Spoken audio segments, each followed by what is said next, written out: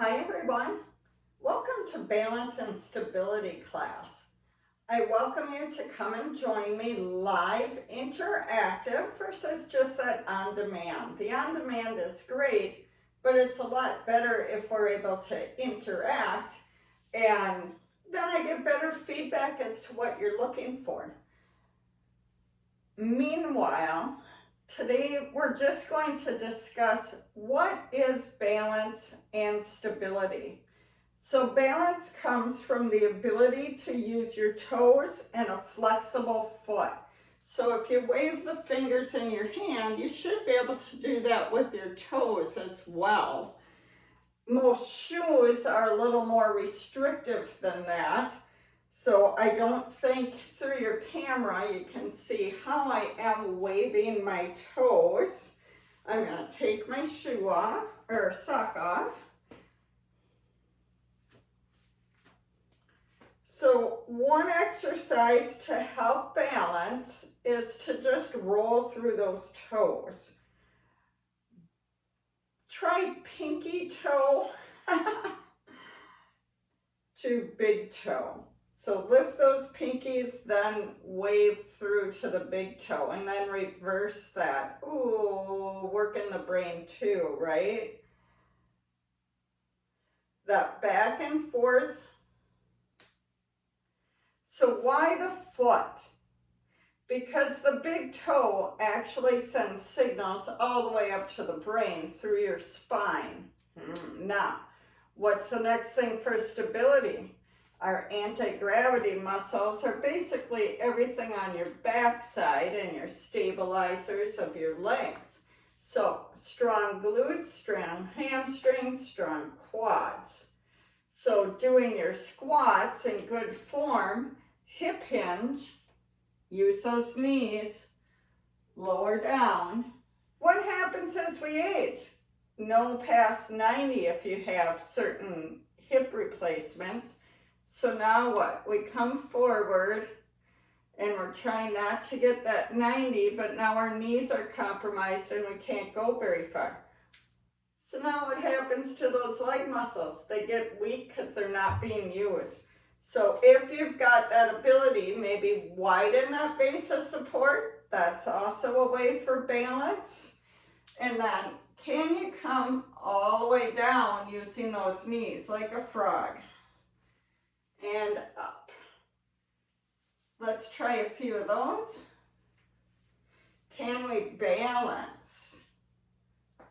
I'm a little more unsteady, but notice how that toe comes into action.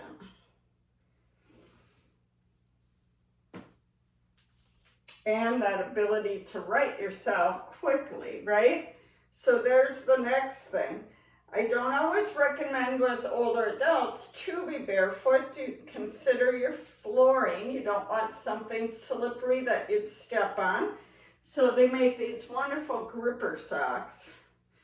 They can inhibit you. And I'm going to use for balance a stability pole nearby.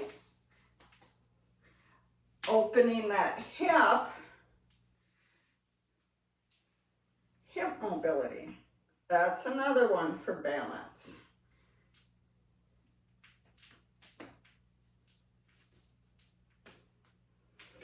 And make sure that's pulled up.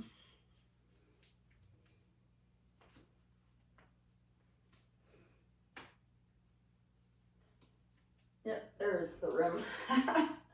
So back to agility, that quick ability, right, to step in.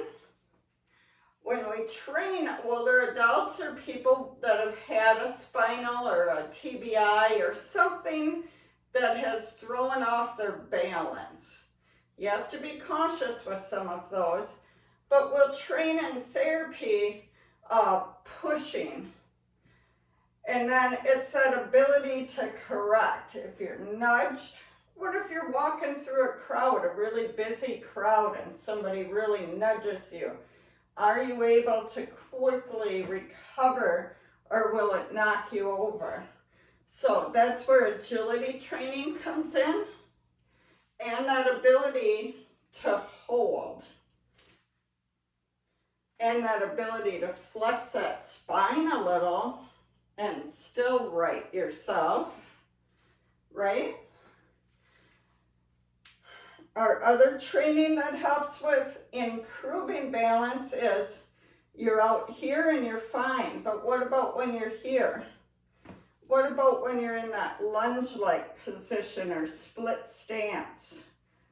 What about 1 foot ahead of the other? And like I said, that turning side to side. Because if you got nudged in a crowd, what happens? So that's it for today. Join me at hlgwi.com and we will work on your particular balance as you need. Send those questions in the comments and I'll see what I can do to answer them. Have a great day.